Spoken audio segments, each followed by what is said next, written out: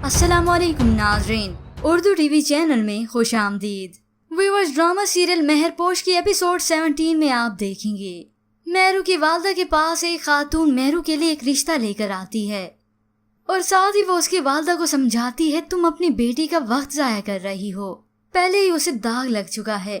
अब अगर इतना सोचोगी ना, ये जो आज इतना अच्छा रिश्ता आया है ये भी कभी नहीं मिलेगा।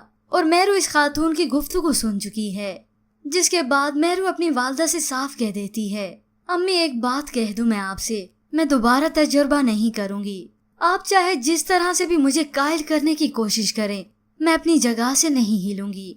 तो दूसरी जानिब शाहजहां की वालदा अपने बेटे के मूड ऑफ करने पर कुछ दुरुस्त सी हो गयी, मगर मेहरू के लिए उनकी नीयत आज भी वैसी ही खोटी है। इसी तरह वो अपने बेटी को घुमा फिरा के कहती हैं, माँ हो तुम्हारी कुछ उल्टा सीधा कह दिया, बर्दाश्त कर लेना चाहिए था उसे। तो शाहजहां कहता है उसने तो बर्दाश्त कर लिया था, बस मैं उसे नजरें मिलाने के काबिल नहीं रहा।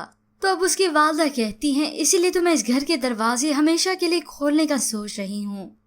अब वो अपने बेटे को बाजू से पकड़ के कहती हैं, मैं उस घर में तुम्हारी शादी करना चाहती हूँ।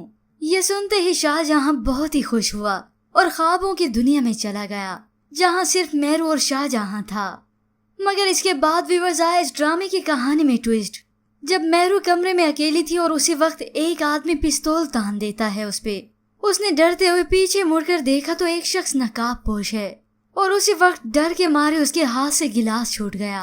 अब व्यूअर्स, आपके ख्याल में ये शख्स क्या डकैत है या किसी और बुरी नीयत से यहाँ पे आया है? अब व्यूअर्स, हो सकता है ये शख्स नईम का वो दोस्त हो जिसने उससे शादी की बात की थी। उम्मीद है इसके बाद यहाँ पे एंट्री होगी शाहजहां की, जो मेहरू को इस बुरे वक्त से बचा ले। मगर ये भी हो सकता है ये शख्स चोरी करके यहाँ से चला जाए। पर व्यूअर्स, इसके मुतालिक आप क्या राय रखते हैं? हमें अपनी कीमती राय जरूर दीजिएगा। मजीद ड्रामास प्रोमो के लिए आप देखते रहिए उर्दू टीवी।